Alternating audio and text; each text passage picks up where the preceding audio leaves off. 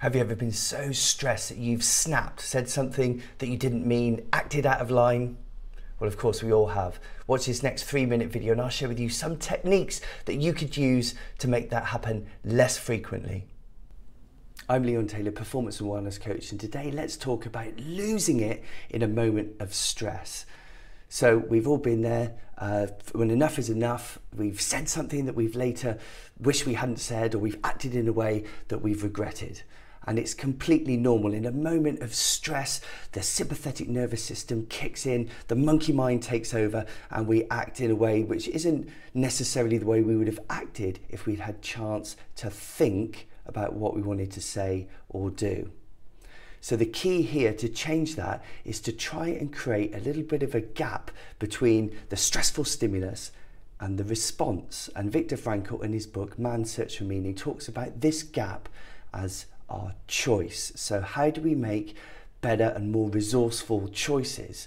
I've got a few ideas here that I'd like to share with you to try and create a little bit of space between stressful stimulus and our response. The first one is to take a breather. Yes, I know I talk about breathing all the time, but it really is so powerful. I mean, look at our language. It says, take a deep breath before you respond.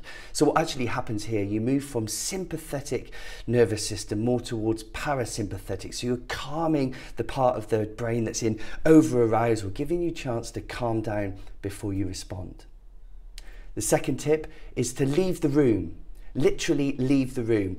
There's been some interesting scientific studies showing that walking through a doorway specifically can actually increase the chances of you forgetting something. I'm sure you've experienced it when you've walked into a room looking for something and you can't remember what you're looking for. It certainly happens to me. But another thing with just leaving the room means that you're changing your state, the environment around you, you're moving away from the stressful stimulus which has caused that reaction, giving you a bit more of a gap before you respond. And the third one, I've called it hit the wall. Now, I'm not suggesting literally hitting a wall because I don't want you to hurt yourselves, but moving yourself out of your head and into your body, maybe clapping your hands or stamping your feet. What you're doing here is firing your kinesthetic system and disrupting those patterns and that stress, allowing you, again, to create that space. So those are 3 in-the-moment techniques to use to create a space in between stressful stimulus and your response. As always, please let me know how you get on. And if you think of anyone in your network who may benefit from these tips or reading the article, please share and let's get the word out there.